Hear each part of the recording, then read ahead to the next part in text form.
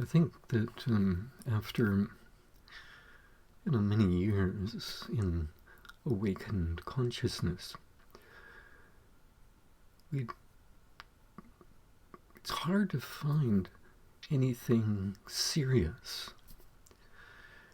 Like being serious.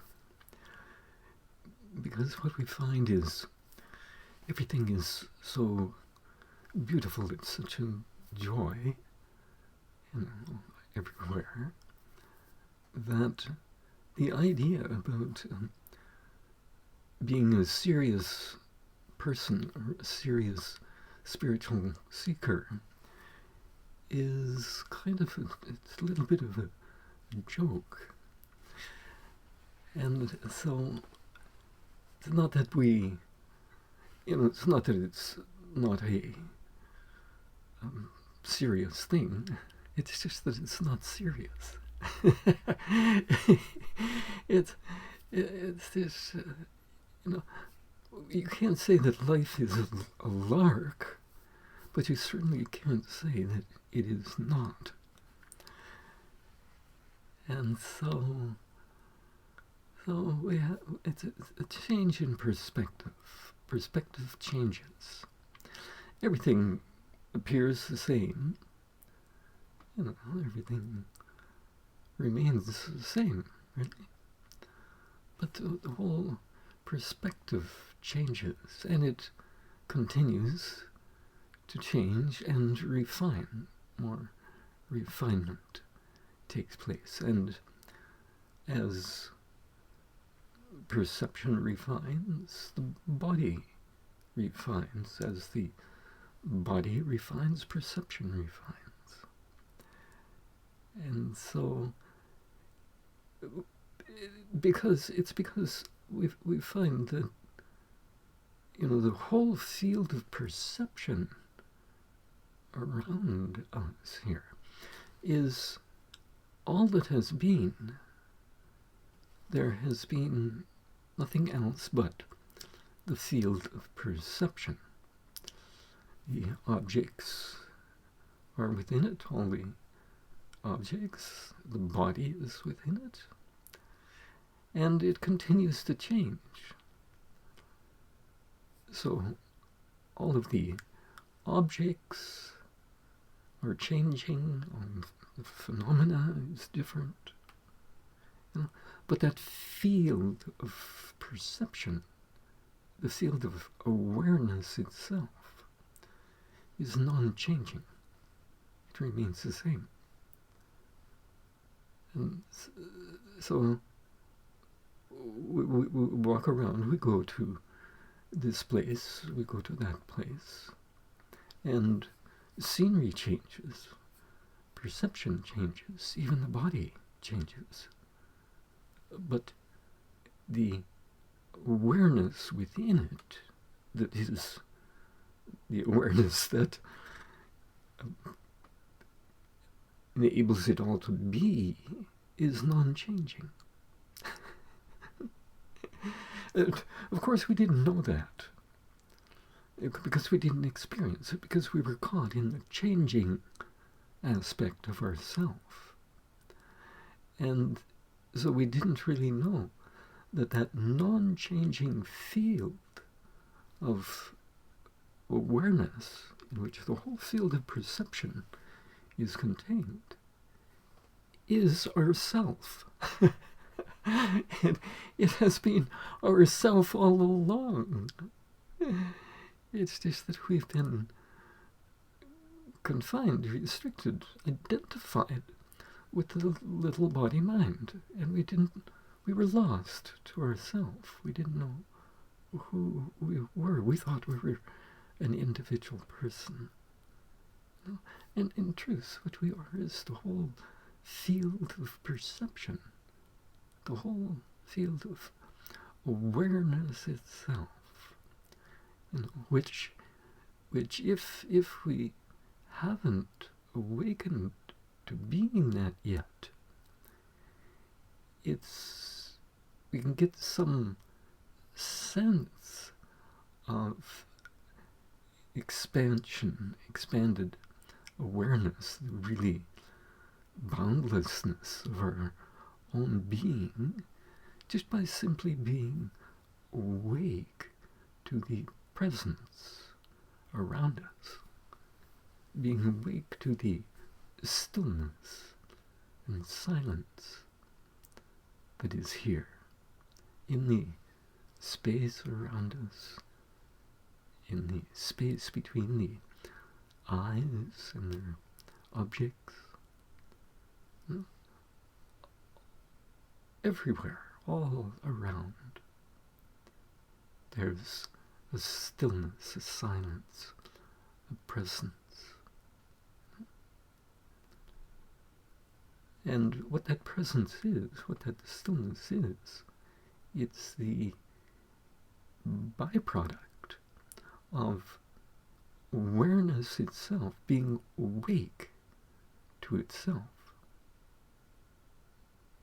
which creates a presence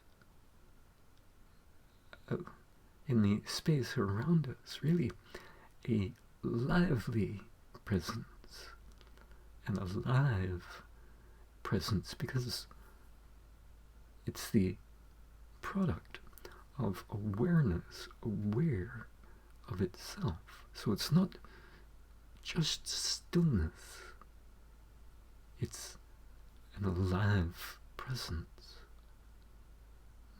all around. And so if we can feel that to whatever degree, then we're coming closer to the knowing of ourself. The self itself, the little self, is coming closer to knowing its real self as being unbounded awareness itself. And of course, when awareness is unbounded, it's universal. And because it's universal, it's contained here too, within the person, within the little body mind. And so this is the thing. This is the thing. And of course, we find that the person can be very serious, very holy. Sometimes when we maybe have a spiritual experience, or just maybe an experience of depression, whatever, we can feel everything is so serious, life is so serious. But yet, that's not felt in the field of awareness itself. There's no seriousness in the field of awareness itself, in your real self itself. It's only found, say, in the body. And of course, what we find at some point is the body itself is not an individual body, personal body.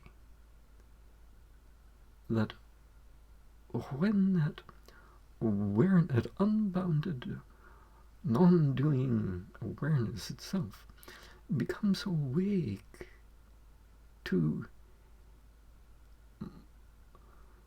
a certain depth, certain degree of its aliveness, it discovers that the body, mind, and the world is the expressed appearance of that liveliness of consciousness, that alive flow of consciousness, conscious of itself, consciousness knowing itself. And then so that liveliness of consciousness, conscious of itself, is a joy it's a bliss. And so, where is the seriousness in that? It can't be found. The whole universe. You can't find anything serious because it's all a lively joy. It's a lively joy. And so this is the thing, and why we continue to strive and struggle and suffer and long and yearn and desire, which does end up creating a serious spiritual seeker, or end up in amassing more phenomena. I don't understand why we used to do that, why that happened. Because it has nothing to do with yourself, with being at all. It has nothing to do with awakening or enlightenment. So all of those feelings that we've had in our life of sadness, depression, desire for this, that, resentment, everything. We can't think of those words anymore. They've lost, being part of the vocabulary. But anyway, all that stuff we know. We've had it. But now, when we find out that the body itself is the really, you say, the expressed appearance of the wholeness and fullness and completeness of a point of that lively, unbounded field of awareness that you really are. And that the individual appearance of the body is just an appearance, but in truth, it is cosmic. It is universal. It's a universal body. It's an infinity body. It's made out of infinity. And that becomes the experience. That's the experience. It's not a knowing. It's an experience. It's what is real. And so what we wake up to being is something so beautiful, something incredible, and discover that consciousness itself, which we've always been, has really been in its process of awakening to the full, total reality of itself. It has been creating the appearance of form and phenomena along the way. And so all of this changing world, this changing body, changing world, changing life, is really the unfoldment of the expressed appearance of the unfoldment of consciousness itself, delving more deeply into itself to unfold more of the finer realities of itself to itself. And so that's what has been the reality all along. And of course, in that process of that happening. Because there's, waves and frequencies of the flow of consciousness in its process of unfolding more and more of its fullness and wholeness to itself. It creates these waves, distinct waves and flavors and qualities of intelligence. Some of those waves of intelligence are purely beautiful and supremely exquisite and divine, and some of those waves of intelligence are not quite so divine, but it's all the flow of intelligence, the flow of light, the flow of darkness, like that. And so that gets expressed in the appearance of the world around us, in our field of perception. Not just the seeing, but also the hearing and the knowing. And so whatever we take in through the senses is a expression of that lively flow of the qualities of consciousness itself in its process of unfolding the full reality of itself to itself at that point. At that point, at this point, every point, everywhere, through the point of human appearance.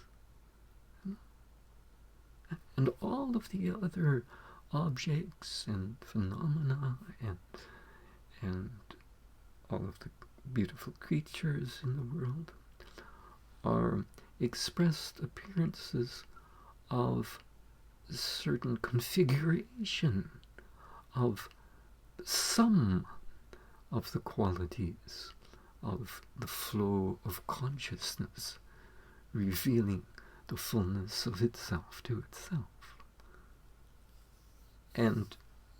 But they're all contained, all of those qualities are contained in the appearance of the body, in the body, because the body is the expressed appearance of the flow of consciousness, knowing the total reality of itself at a point. And so this means, really what it means is that the human body appearance has the ability and power at that point to be the control board of the universe.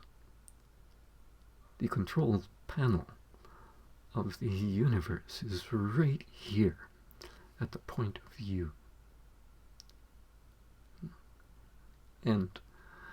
But we didn't know that. We thought we were an individual, separate person, and out of control, really, out of control.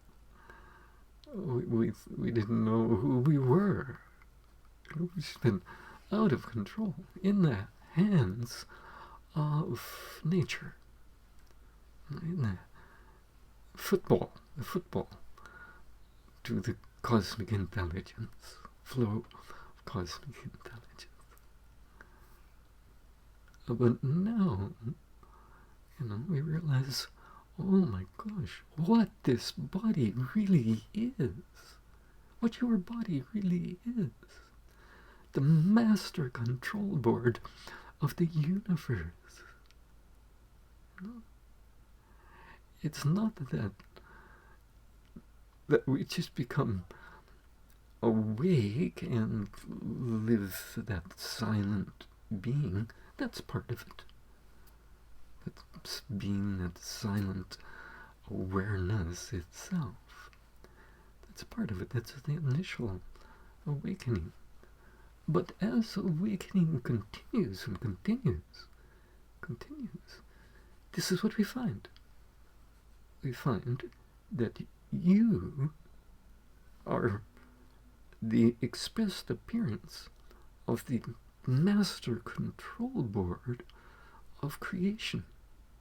Not just the universe, all of creation.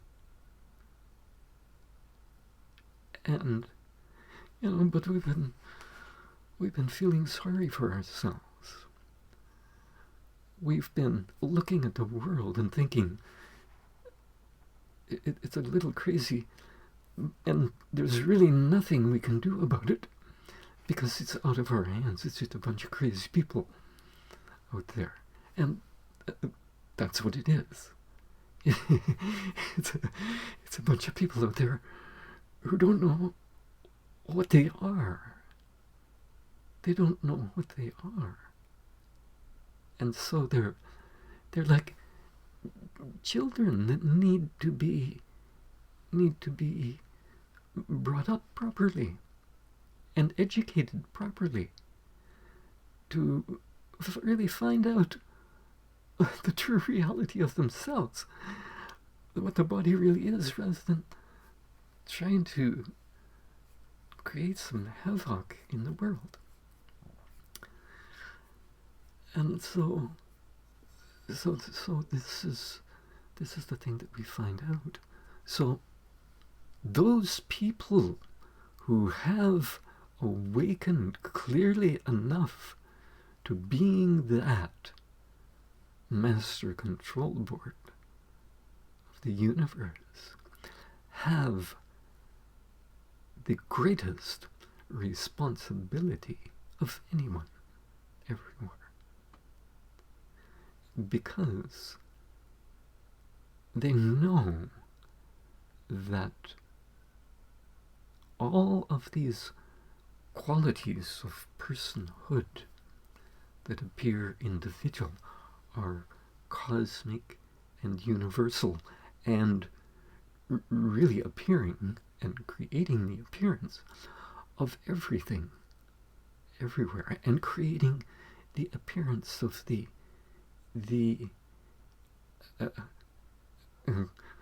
division, dissension, unbelievable chaos that is taking place in the world right now. And yet we find that it's in our power to be able to harness those laws of nature and create balance in the whole society, the whole world, the whole creation. That's the responsibility of the enlightened. No one else can do that. No one else knows or has a clue what's really going on in the world. And so we're giving a call, really, to those people who are really clearly, deeply awake, to come to us, to join with us, and learn how to harness, at least harness, the laws of nature, at least the appropriate laws of nature that can create beautiful life, beautiful qualities of life, and positivity and goodness in the world. So we're making a call to those people who can hear, who can listen, who have the knowledge, have some inkling anyway of the truth of their existence, and the profundity of their existence to join with us, to become what we are, just become what we are. And so this is really you'd have to say, the call of the Divine Mother. Because that is the field that has to be invoked clearly and deeply to be able to really help, and it's the only thing that can create a balance in the whole life, not only the individual personal life, but the whole life of the world and the life of all creation. So on this Mother's Day, we give praise to that divinity, that pure divinity that is responsible for life itself, and to invoke that divinity in all of us here, to create, to come up, to rise up a little bit more through us, through this presence in the space around us, through all of these objects of appearance, and rise up and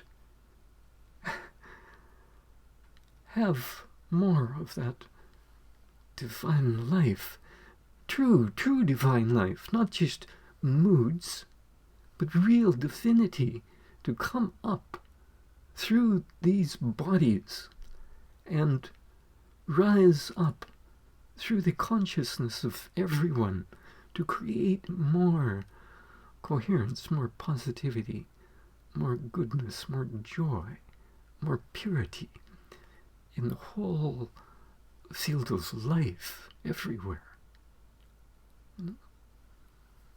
This is the only thing that we're for. This is what we're for. And so all of the other small stuff that happens in our life, it's all, small potatoes. It's small potatoes. Anything that is taking place anywhere, however beautiful it may sound and be, every great endeavor is small potatoes in comparison to the true reality of what you really are. And so see, this force of division that has been quite alive and dominant in the world over these last couple of years, and it's been there all along, but it's become a little more noticeable this past little while. That force is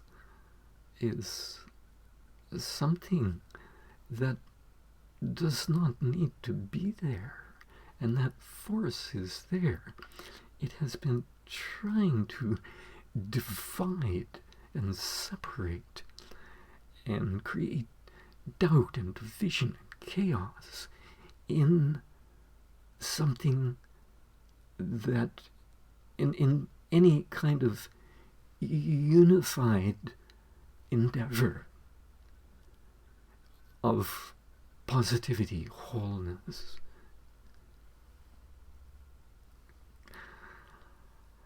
And so it tries its best to create doubt in our minds, create division, create doubt, so that we will not be with that. We'll go off on our own thing. We'll go off on our own thing. We won't, we won't be together in a group, in a stronger wholeness.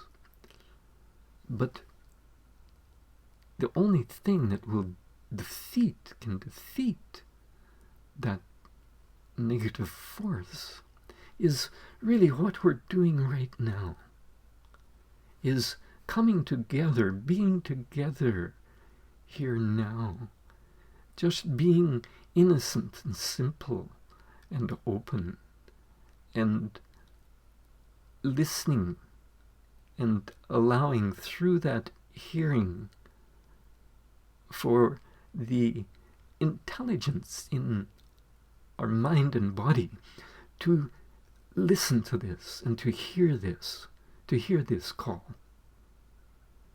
Because we need to create a stronger wholeness of presence and fullness and joy and goodness. I don't want to be divided and separated like that. And that is what it has done over these last few years, couple of years. It's created a great division in the world. We have to heal that. And it is up to us and all the awakened people, at least those who are clearly awake enough to be able to realize what we're saying here.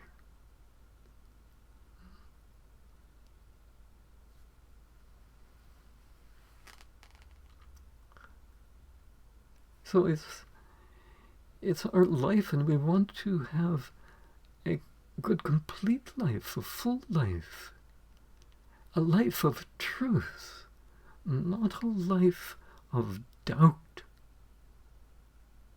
a life of purity, not a light of fogginess, cloudiness, impurity.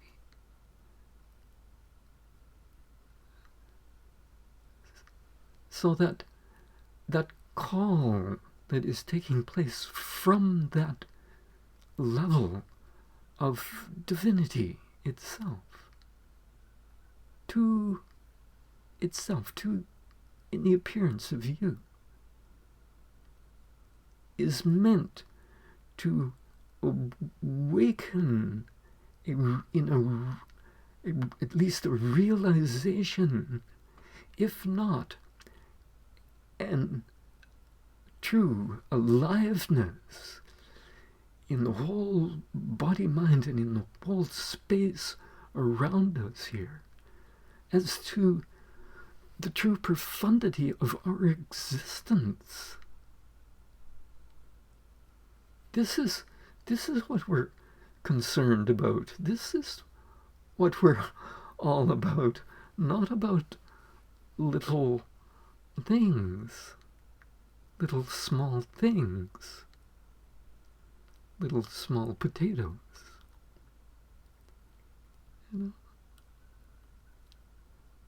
And so there are some people listening here that are a channel for that divinity to be able to hear itself. And so we are speaking to them directly. We are speaking to that. It is. So, and we know it hears. And so if there's anything at all that is serious in life, it is that this field of alive stillness and excitation that is rising in the whole space around us here, you know, making us wake up and realize a little bit more about the true profundity of our existence and the role that we ultimately play.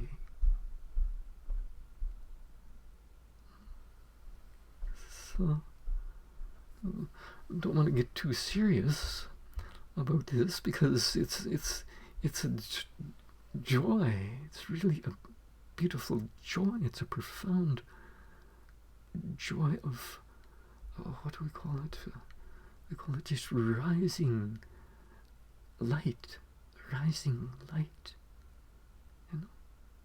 And it's the rising light of not. It's pure bliss, not that blissfulness, which is there too, but pure bliss, pure divine bliss.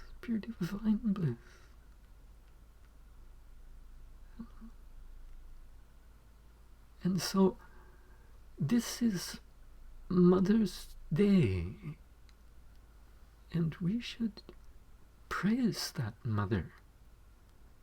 You know, give up, surrender to that mother, so she can manage the universe through us. That's what she's doing.